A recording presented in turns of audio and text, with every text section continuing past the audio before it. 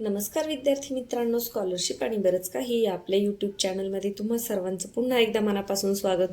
काल आपण इयत्ता 3री आणि 4थीसाठी अंकांची दर्शनी आणि स्थानिक किंमत म्हणजे काय आणि त्याच्यावर तुम्हाला परीक्षेमध्ये कशा प्रकारचे प्रश्न येतात हे पाहिलं होतं. आज आपण त्याच्या पुढचा घटक पाहणार आहोत, तो म्हणजे संख्यांची विस्तारित रूपात मांडणी. आता हा घटक अगदी सोपा आहे, याच्यावर तुम्हाला एक उदाहरण परीक्षेमध्ये विचारलं जातं. तर जसं आपण स्थानिक किंमत शिकलो, काय दर्शनी म्हणजे जे दिसतंय ते, याची दर्शनी किंमत 4, याची दर्शनी किंमत 3 आणि स्थानिक किंमत किती, एकक, दशक, शतक. शतक स्थानी आहे म्हणून 300, 100चे 2 शून्य 3 वर ठेवा. आणि एकक, दशक, दशक स्थानी आहे म्हणून याची स्थानिक किंमत आहे 40, म्हणजे 10चा 1 शून्य किंवा याच्या पुढे जेवढे अंक आहेत तेवढा 1 शून्य त्याच्यावर द्यायचा आहे. तर आता विस्तारित रूपात मांडणी म्हणजे काय, की अंकांची जी स्थानिक किंमत आहे ती बेरजेच्या स्वरूपात मांडणी, यालाच म्हणतात विस्तारित रूपात मांडणी. जसं पहा, आता हे काय आहे, एकक, दशक, शतक. मग मी लिहिणार 3 आणि 3ची स्थानिक किंमत काय आहे 300, किंवा 3च्या पुढे किती संख्या आहेत 1 2 म्हणून 2 शून्य दिले. 300 ही झाली 3ची स्थानिक किंमत. मध्ये बेरजेचं चिन्ह द्या. त्यानंतर 4 लिहा. 4ची स्थानिक किंमत काय आहे, दशक आहे म्हणजे 40 म्हणून 40 लिहा. आणि शून्यची स्थानिक किंमत काय आहे, एकक स्थानी आहे म्हणून 0. तर या प्रकारे संख्येची किंवा अंकाची जी स्थानिक किंमत आहे ती बेरजेच्या स्वरूपात मांडली जाते, याला म्हणतात विस्तारित रूपात मांडणी. अगदी सोपं आहे. आता पहा, अजून एक उदाहरण मी घेतले 512. तर पहा, 500 एकक, दशक, शतक. 5ची स्थानिक किंमत लिहा. 5ची स्थानिक किंमत आहे 500. आता मी इथे खाली लिहून दाखवते. पहा, मध्ये बेरजेचं चिन्ह द्या. 1ची स्थानिक किंमत काय आहे, एकक, दशक. दशक स्थानी आहे म्हणजे 1ची स्थानिक किंमत आहे 10 आणि 2 एकक स्थानी आहे म्हणून 2ची स्थानिक किंमत आहे 2. तर या पद्धतीने अंकांची स्थानिक किंमत त्यांच्या बेरजेच्या स्वरूपात जेव्हा मांडली जाते तेव्हा म्हणतात त्याला संख्येची विस्तारित रूपात मांडणी. आणि इंग्लिशमध्ये आता आपल्याला परीक्षेमध्ये उदाहरणं या पद्धतीची येतात का, तर नाही. तर मी इथे 3-4 उदाहरणं वेगवेगळ्या पद्धतीची घेतलेली आहेत, ते आपण समजून घेऊया. जसं 550 या संख्येची विस्तारित मांडणी कशी कराल. आता तुम्हाला 4 पर्याय दिलेले असतात, इथे मी सगळे पर्याय लिहित बसले नाही. तर 550 म्हणजे तुम्हाला सुरुवातीला आता 525, 550, 125, 150, 125 या संख्या लिहिता आल्या पाहिजेत. जर तुम्ही पहिल्यापासून मंथनचा अभ्यास करत असाल तर या संख्या तुम्हाला नक्कीच लिहिता येत असतील. आता पहा, 550 म्हणजे 550. मग याची मांडणी कशी होणार आहे, 500 अधिक 50 म्हणजे हे काय झालं 550. तर पर्यायामध्ये असं जिथं दिलेलं असेल ते तुम्हाला निवडायचं आहे. एखाद्या पर्यायामध्ये असं सुद्धा असेल, अधिक अजून एक शून्य दिलेला असेल. तर 500 अधिक 50 या शून्याला काहीही अर्थ राहत नाही. पहा, 500 मध्ये 50 मिळवले, झाले 550 म्हणजे तुमचं उत्तर असणार आहे. ज्या पर्यायामध्ये तुम्हाला 500 अधिक 50 दिसेल तो पर्याय तुमचं उत्तर असणार आहे. पुढे पहा, आता 125 या संख्येची विस्तारित मांडणी कोणती. आता पहा, हे काय आहे 100. आता 100 मध्ये 100चा पाव भाग अजून मिळवायचा, मग झाले 125 म्हणजे किती 125. हे झाले 125. आता मी तुम्हाला पुढचं सुद्धा समजून सांगते, ज्यांना माहीत नाही त्यांच्यासाठी. पहा, आता त्याच्यामध्ये अजून 25 मिळवा म्हणजे हे किती झाले 150. अजून 25 मिळवा मग हे किती झाले 175 म्हणजे यालाच म्हणतात 250. पहा, 100, 125, 150, 250. पुन्हा 200.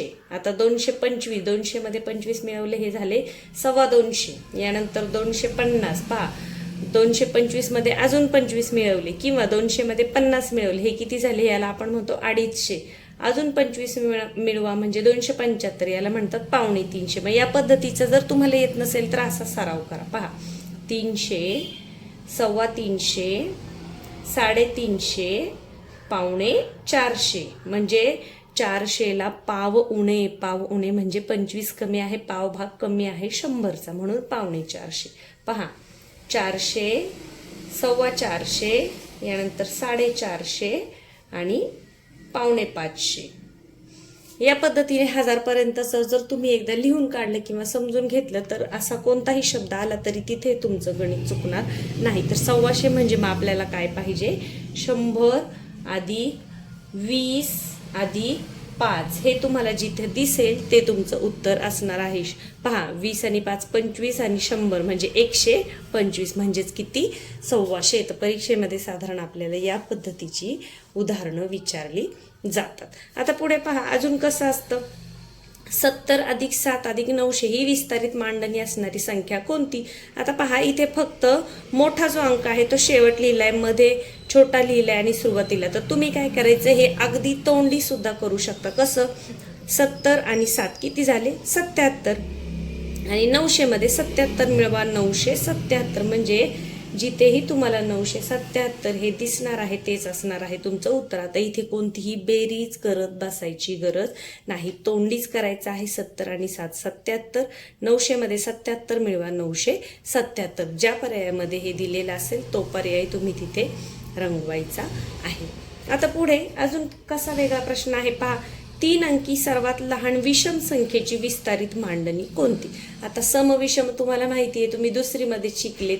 सम म्हणजे काय, ज्याच्या एकक स्थानी 0 2 4 6 8 यापैकी एक अंक असेल तर ती सम असते. या उलट 1 3 5 7 9 असेल तर ती संख्या विषम असते. 3 अंकी सर्वात लहान संख्या कोणती आहे 100. पहा एक अंकी सर्वात मोठी कोणती आहे, एक अंकी सर्वात मोठी 9.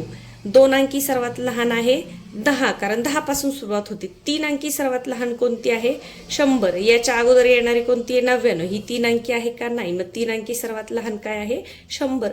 पण आपल्याला विचारले काय, विषम संख्या विचारलेली आहे. सर्वात लहान विषम, एकक स्थानी जर 0 आहे तर ही विषम आहे का, नाही. तर ही कोणती झाली, सम झाली. मग 3 अंकी सर्वात लहान विषम संख्या कोणती आहे 0 ऐवजी तुम्हाला अजून थोडासा एक अंक वाढून घ्यायला लागेल म्हणजे 101 ही आहे विषम संख्या 3 अंकी सर्वात लहान. तर मग याची विस्तारित मांडणी कशी येईल 100 अधिक 1. मग याच्यामध्ये 100 अधिक 1 अधिक 0 असं जरी दिलं असेल तरी काही फरक पडत नाही. 100 आणि 1 किती 101. 101 मध्ये 0 मिळवला तर 101च राहते.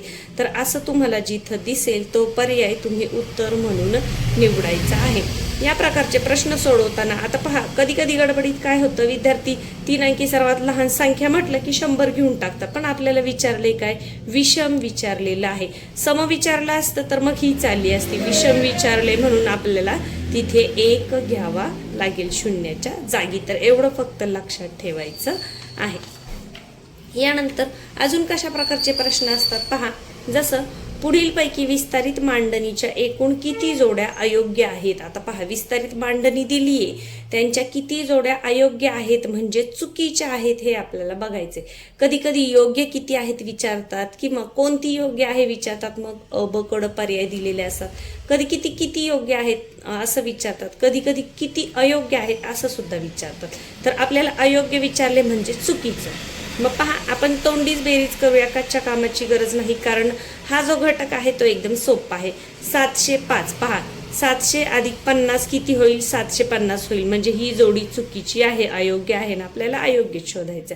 136 आता पहा, 100 आणि 30 130 आणि 6 136 म्हणजे हे बरोबर आहे. यानंतर 873 पहा, 800 अधिक 7 अधिक 3 7 आणि 3 10 होतील आणि मग 800 अधिक 10 किती होतील 810 होतील म्हणजे हे चुकीचं आहे. त्यानंतर 450 आता हे तर पूर्ण चुकीचं आहे. 4 अधिक 5 अधिक 0 म्हणजे हे आहे का योग्य, नाही. मग किती जोड्या अयोग्य आहेत 1 2 आणि 3. किती जोड्या अयोग्य आहेत 3. तर पर्याय क्रमांक 1 हे असणार आहे तुमचं उत्तर. 1 नंबरचा गोल तुम्ही रंगवायचा आहे. एवढंच लक्षात ठेवायचं, हे प्रश्न सोपे असतात. हे आपण तोंडीच बेरीज करायचे आहे. फक्त प्रश्न नीट वाचायचा आहे. तुम्हाला योग्य विचारले की अयोग्य विचारले ते पाहायचं आहे आणि त्या पद्धतीने उत्तर निवडायचं आहे. पुढे पहा आता, 950 या संख्येची विस्तारित मांडणी कशी कराल. मी मगाशी सांगितलं 1000 पर्यंतचे अंक तुम्ही स्वतः एकदा लिहून काढा किंवा म्हणून काढा. 950 म्हणजे 900ला पाव उणे आहे म्हणजे तो अंक कोणता आहे 875. मग याची विस्तारित मांडणी कशी असणार आहे 800 अधिक 70 अधिक 5 या पद्धतीने ज्या पर्यायामध्ये दिलेल्या असेल तर तो पर्याय तुम्हाला तिथे निवडायचा आहे. तर 9:45 म्हणजे 900ला पाव भाग कमी आहे, पाव उणे आहेत, म्हणजेच ती संख्या कोणती आहे 875 आणि तिची विस्तारित मांडणी या पद्धतीने असणार आहे. तर हा जो घटक आहे विस्तारित मांडणीचा तो एकदम सोपा आहे. फक्त गडबड न करता प्रश्न व्यवस्थित वाचायचे आणि हे पावणे, सव्वा हे जे शब्द आहेत ते लक्षात ठेवायचे आहेत. असं जर केलं तर याच्यावरचा 1 मार्क तुमचा नक्कीच फिक्स होणार नाही. अजिबातही ही उदाहरणं चुकत नाहीत. एकदम सोपा घटक आहे. मला खात्री आहे नक्कीच तुम्हाला सर्वांना समजलं असेल तर व्हिडिओला लाईक करायला विसरू नका. चॅनलवर नवीन असाल तर सबस्क्राईब करा. पुढच्या व्हिडिओमध्ये आपण अजून एखादा याच्यातला पुढचा जो घटक आहे तो समजून घेणार आहोत. धन्यवाद.